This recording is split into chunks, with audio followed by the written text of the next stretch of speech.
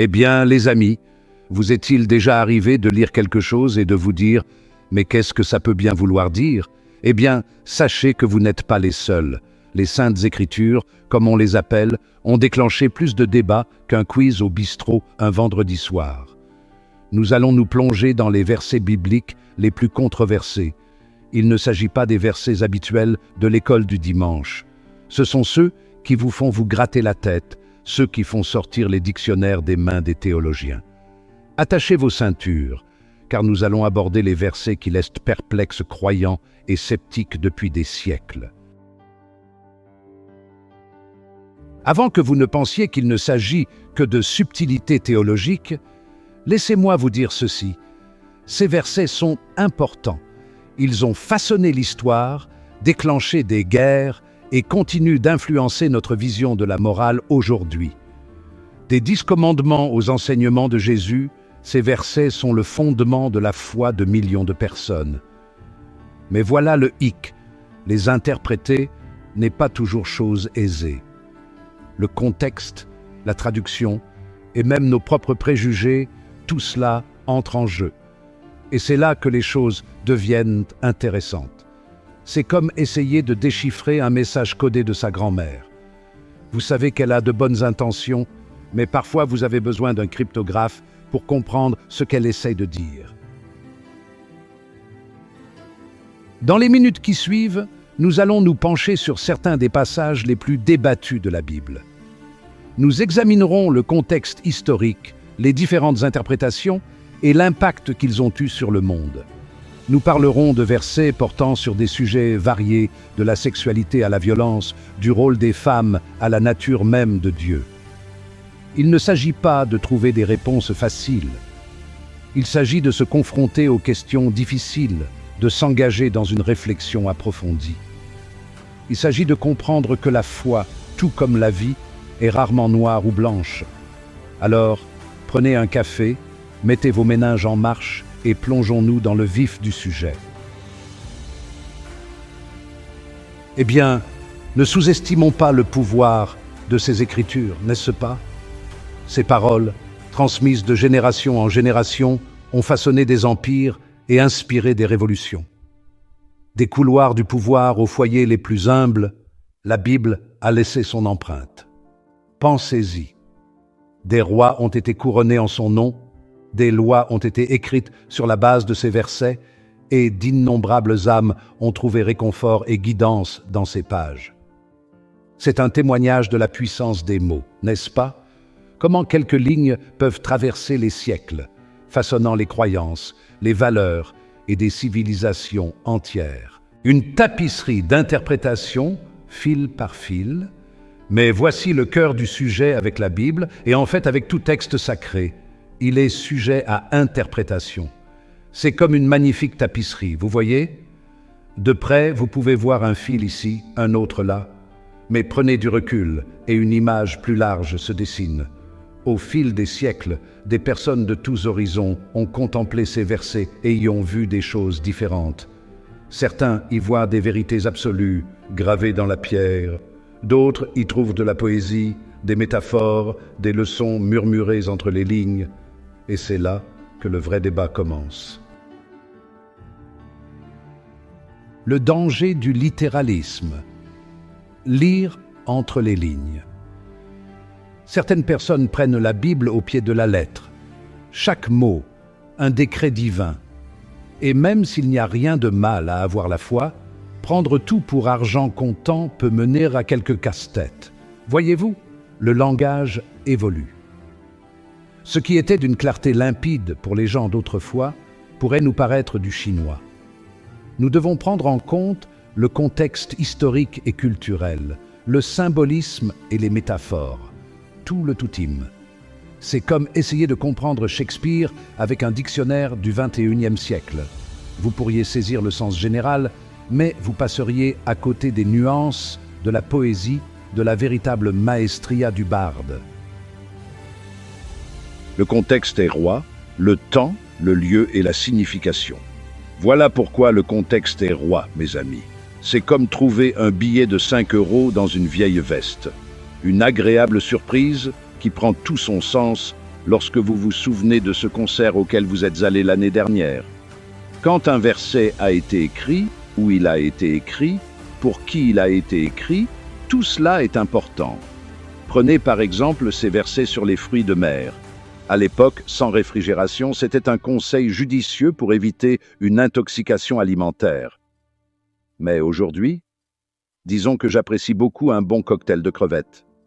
Comprendre le contexte nous aide à séparer les vérités intemporelles des coutumes liées à une époque. Cela nous permet d'aborder le texte à un niveau plus profond, d'en apprécier la sagesse sans nous enliser dans des interprétations obsolètes. Compagnie controversée, rencontre rapprochée avec nos protagonistes. Bien, alors, faisons connaissance avec quelques-uns de nos concurrents dans ce défi théologique. Qu'en dites-vous? Pour commencer, nous avons des versets qui semblent soutenir la violence. Œil pour œil, et tout le reste. Ensuite, il y a les passages sur l'esclavage qui, disons-le franchement, sont assez gênants à lire au XXIe siècle. Et bien sûr, nous ne pouvons pas oublier les versets qui ont déclenché des débats sans fin sur le rôle des femmes. Le voile, la soumission, tout l'attirail. Ce ne sont là que quelques exemples des personnages controversés que nous allons rencontrer aujourd'hui. Chacun une potentielle mine dans le champ de la foi. Œil pour œil, face à face avec la vengeance. Œil pour œil, dent pour dent. On dirait bien une histoire de l'Ancien Testament, n'est-ce pas? Ça fait un peu penser à une bagarre de taverne qui dégénère. Mais avant de commencer à bander les yeux de tout le monde, parlons un peu du contexte. À l'époque, c'était révolutionnaire. Il s'agissait de limiter la vengeance, d'empêcher les vendettas familiales, de décimer des familles entières. Il s'agissait de justice, vous comprenez. Mais avancé de quelques milliers d'années, et voilà que Jésus met son grain de sel. « Tendez l'autre joue », dit-il. « Aimez vos ennemis ». Soudain, cette histoire d'œil pour œil semble un peu barbare, n'est-ce pas? L'esclavage et les Écritures. Une conversation difficile. Bon, parlons de l'éléphant dans la pièce, d'accord? L'esclavage. Il y a des versets dans la Bible qui semblent le tolérer, et c'est une pilule difficile à avaler. Soyons francs. Mais avant de jeter le bébé avec l'eau du bain, rappelons-nous que l'esclavage à l'époque n'était pas vraiment le même que les horreurs auxquelles nous l'associons aujourd'hui. De plus, il existe aussi des versets sur le traitement des esclaves avec respect, et même des passages qui semblent soutenir leur liberté. C'est complexe, désordonné et, franchement, un peu sombre. Les femmes dans la parole de Dieu, débat sur les rôles et les droits. Et maintenant, parlons de la gent féminine, ou, comme le diraient certains de ces versets, le sexe faible. Ou là, j'en ai des frissons rien que de le dire. On y parle beaucoup de soumission, de femmes qui se taisent à l'église, de voile et ainsi de suite. Franchement, ça suffit à donner envie à un homme de prendre un petit remontant. Mais encore une fois, le contexte est primordial. Ces versets ont été écrits à une époque où les femmes étaient traitées davantage comme des possessions que comme des êtres humains à part entière. Et même à cette époque, on trouve des histoires de femmes fortes et puissantes dans la Bible. Déborah, Esther, Ruth. Ces femmes n'étaient certainement pas des demoiselles en détresse. Elles ont défié le statu quo et prouvé que les femmes sont une force sur laquelle il faut compter. Aimez votre prochain, à moins que tu aimeras ton prochain comme toi-même. C'est un commandement plutôt important, n'est-ce pas? En fin de compte, cela résume tout, et pourtant, on dirait qu'il y a toujours des exceptions, non? Au cours de l'histoire, les gens ont utilisé la Bible pour justifier toutes sortes de choses déplaisantes, de la discrimination à la violence pure et simple. On est en droit de se demander si on lit le même livre. Mais voilà le problème. Utiliser la foi pour justifier la haine, c'est comme utiliser une batte de cricket pour préparer une tasse de thé. Ce n'est pas le bon outil pour ça. La Bible est remplie d'histoires d'amour, de compassion et de pardon. Des histoires qui consistent à faire tomber les barrières, pas à les ériger. C'est ce message que nous devrions garder à l'esprit, celui qui résonne avec le meilleur de l'humanité. Le verset choisi, un tuffo, un piena controversia. Bien, jetons un coup d'œil à l'un de ces versets. Qu'en dites-vous? Nous avons tout un buffet de controverses parmi lesquelles choisir, mais pour cette fois, nous allons nous attaquer à une vraie colle. Romains chapitre 1, versets 26 et 27. Cela a provoqué plus de disputes qu'une bière renversée dans un pub bondé. Je ne vais pas vous ennuyer avec le passage en entier, mais en résumé, il est question des relations homosexuelles et de la prétendue désapprobation de Dieu. Il a été utilisé pour justifier la discrimination, pour condamner les gens pour qui ils aiment, et franchement, cela a causé un sacré bazar. Alors, mettez vos casquettes de réflexion, mesdames et messieurs, nous allons disséquer ce verset comme une grenouille en cours de biologie. Analysons les arguments, le bras de fer théologique. Il y a ceux qui brandissent ce verset comme un ticket de loterie gagnant. Voilà, noir sur blanc. Dieu l'a dit, je le crois, un point c'est tout. Il cite chapitre et verset, convaincu que toute autre interprétation est hérétique. Mais de l'autre côté, certains se grattent la tête, se demandant s'ils lisent le même livre. Ils soulignent le tableau d'ensemble, le message d'amour et de compassion de Jésus, le fait que la Bible condamne également des choses comme l'avidité et la gourmandise. C'est un véritable bras de fer théologique, chaque camp tirant sur son interprétation, convaincu d'avoir raison. Idilemi storici, il cando et il perque. Et c'est là que les choses deviennent encore plus intéressantes, ou devrions-nous dire, plus compliquées. Vous voyez, lorsque ces versets ont été écrits, le concept d'orientation sexuelle tel que nous le comprenons aujourd'hui n'existait tout simplement pas. C'était une époque différente, une culture différente, avec des normes sociales différentes. Certains érudits soutiennent que Paul, celui qui a écrit ces mots, faisait en réalité référence à quelque chose de complètement différent. Peut-être faisait-il référence à des pratiques spécifiques courantes dans la société romaine, ou peut-être s'adressait-il à un problème particulier au sein de la communauté chrétienne primitive. C'est un peu comme essayer de comprendre pourquoi les gens portèrent des perruques poudrées. À l'époque, cela avait du sens, mais aujourd'hui, cela nous paraîtrait tout simplement étrange. La morale d'aujourd'hui, combler le fossé. Alors, comment pouvons-nous combler ce fossé entre les textes anciens et la morale moderne? C'est une question qui taraude les esprits, mais voici le point crucial. Nous ne pouvons pas simplement ignorer ces versets, aussi inconfortables soient-ils.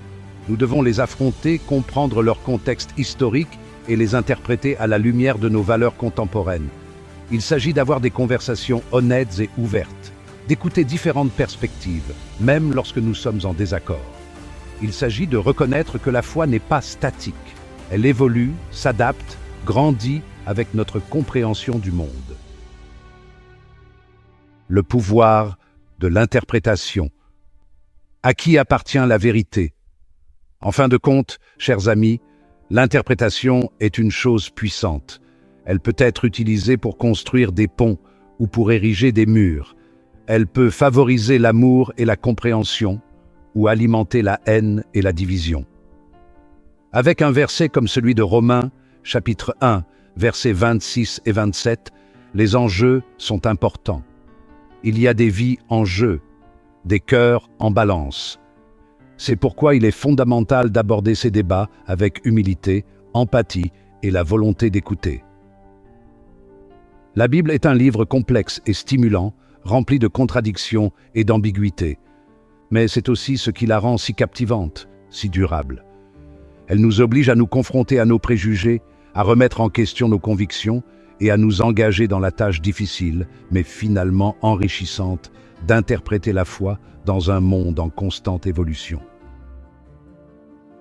Au-delà de la surface, accueillir les nuances et la complexité. Vous pourriez vous dire « Bon sang les amis, cette histoire de la Bible, c'est un vrai casse-tête. On ne pourrait pas simplement prendre une bonne tasse de thé et oublier tout ça? Et je ne vous blâmerai pas.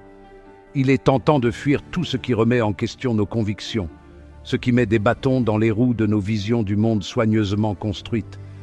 Mais voilà le truc, la vie n'est pas toujours noire ou blanche, n'est-ce pas? Il y a beaucoup de zones grises, beaucoup de pièces désordonnées qui ne correspondent pas parfaitement à nos idées préconçues. Et la foi, eh bien, ce n'est pas différent. La Bible, avec toute sa sagesse et sa beauté, est un produit de son temps. Elle reflète les normes culturelles, les structures sociales, le langage même d'un monde lointain.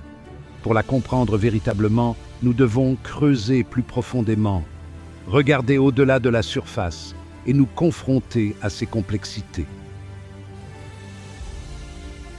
Le danger du dogme, quand la certitude devient une cage. L'un des plus grands dangers auxquels nous sommes confrontés, que ce soit dans la foi ou dans le football, est le dogme. Cette adhésion rigide à un ensemble de croyances peut être incroyablement limitante. Cette conviction inébranlable que notre façon de voir les choses est la seule et unique, que quiconque n'est pas d'accord à tort est dans l'erreur ou pire. Cela crée un environnement où le dialogue et la compréhension sont étouffés. C'est un jeu dangereux et qui cause souvent plus de tort que de bien. L'histoire regorge d'exemples de conflits nés d'une pensée aussi rigide. Lorsque nous nous accrochons à des interprétations rigides, lorsque nous refusons de reconnaître la possibilité de vérités multiples, nous nous enfermons dans une cage de notre propre création. Cette prison auto-imposée limite notre potentiel de croissance et de compréhension. Nous excluons la lumière de la compréhension, la possibilité de croissance, la beauté de perspectives différentes. Ce faisant, nous passons à côté de la richesse que des points de vue différents peuvent apporter à nos vies. La foi, dans son essence même, est une quête, c'est se questionner, c'est se confronter aux grandes questions sur la vie et la mort, sur le sens et le but. C'est un voyage, pas une destination. Il ne s'agit pas d'avoir toutes les réponses, mais d'être assez courageux pour vivre dans les questions, d'embrasser le mystère et l'émerveillement de tout cela. De cette façon, la foi devient quelque chose de dynamique, de vivant, en constante évolution et en croissance. Pause de 2 secondes. Vivre les questions, la foi dans les zones grises. Or, je ne dis pas que nous devrions nous débarrasser des règles. Il y a un certain réconfort dans la tradition, dans les rites et les routines qui ont guidé les générations avant nous. Mais nous devons également être prêts à nous poser des questions difficiles, à remettre en question nos certitudes, à admettre quand nous n'avons pas toutes les réponses. C'est dans ces zones grises, ces espaces où la certitude cède la place à la curiosité, que la foi prend véritablement vie. Il s'agit de reconnaître que la Bible, comme la vie, est pleine de paradoxes et de contradictions. Il s'agit de garder nos convictions avec une main ouverte, prêt à les abandonner si nécessaire et à embrasser de nouvelles compréhensions. Il s'agit de reconnaître que nos interprétations ne sont que cela, des interprétations. Elles sont façonnées par nos expériences, notre éducation, nos espoirs et nos peurs. Et elles évoluent constamment au fur et à mesure que nous avançons dans la vie. Un appel à la compassion, l'amour comme phare. Alors, où tout cela nous mène-t-il? Dans un monde rempli d'interprétations et de perspectives différentes, si la Bible est ouverte à l'interprétation et si chacun la voit à travers son propre prisme, s'il n'y a pas de réponse juste, un seul chemin à suivre, que devons-nous faire? Comment nous orienter dans ce voyage complexe? Eh bien, mes amis, je crois que tout se résume à ceci: l'amour, pur et simple. L'amour est la boussole qui nous guide. Dans le doute, choisissez l'amour. Laissez-le être la lumière qui éclaire votre chemin. Face à un verset difficile, à une situation délicate, demandez-vous: que ferait l'amour? Lorsque vous discutez, lorsque vous conversez, laissez l'amour vous guider. Laissez-le façonner vos paroles et vos actions. La Bible dans toute sa complexité, est au fond une histoire d'amour divin et de connexion humaine. Elle parle de l'amour de Dieu pour l'humanité, un amour qui transcende le temps et l'espace. Elle parle de notre amour les uns pour les autres, un amour qui nous unit. Et c'est une histoire qui est encore en train de s'écrire, avec chacun de nous qui contribue à ces pages, avec chaque génération qui ajoute son propre chapitre, un chapitre qui reflète notre époque et nos cœurs. Faisons en sorte que le nôtre soit un chapitre rempli de compassion, de compréhension, d'empathie, avec la volonté de voir l'étincelle divine en chaque être humain, de reconnaître sa valeur intrinsèque, quelles que soient ses convictions ou ses origines, que l'amour soit le phare qui nous guide dans tout ce que nous faisons. En somme, plus de questions que de réponses, nous voilà, un sacré voyage à travers certains des versets les plus controversés que le bon livre a à offrir. Nous nous sommes confrontés à des lois anciennes, nous avons abordé le contexte culturel, et peut-être même avons-nous renversé un peu de thé en chemin. Ce fut un beau voyage, n'est-ce pas? Et si vous êtes comme moi, vous avez peut-être plus de questions que de réponses, mais vous savez quoi? Ce n'est pas une mauvaise chose. Au contraire, c'est un signe de croissance et de curiosité. Je pense que c'est un signe que nous sommes confrontés à ces textes à un niveau plus profond, que nous ne nous contentons pas de prendre les choses pour argent comptant. Nous creusons plus profondément à la recherche du sens. La Bible n'est pas un vieux livre poussiéreux de règles, fait pour être appris par cœur et obéi aveuglément. C'est bien plus que cela. C'est un document vivant, plein de sagesse, de poésie, et oui, même un peu de controverse. Et c'est ce qui le rend si fascinant. Et il appartient à chacun d'entre nous de se confronter à sa signification pour trouver les vérités qui résonnent avec nos vies. Alors continuez à vous interroger, continuez à explorer et continuez la conversation. Poursuivons la conversation. Votre avis compte. Je ne suis qu'un homme avec un micro et une passion pour la réflexion théologique. J'aimerais connaître votre point de vue. Quels sont les versets bibliques les plus controversés que vous ayez rencontrés? Comment peut-on les interpréter dans le monde d'aujourd'hui? Rendez-vous dans l'espace commentaire et discutons-en ensemble. N'oubliez pas, mes amis, un débat respectueux est une bonne chose. Cela nous aide à remettre en question nos convictions, à élargir nos horizons et peut-être même à apprendre quelque chose de nouveau en cours de route. Alors, poursuivons la conversation. À bientôt, le voyage continue. Eh bien, c'est tout le temps que nous avons pour aujourd'hui, mes amis. Mais rappelez-vous, ce n'est que le début du voyage. Explorer la foi, se confronter aux Écritures, est une aventure qui dure toute une vie. Et comme toute bonne aventure, elle est pleine de rebondissements, de surprises et de défis. Si vous êtes désireux d'approfondir le monde fascinant de l'interprétation biblique, j'ai une surprise pour vous.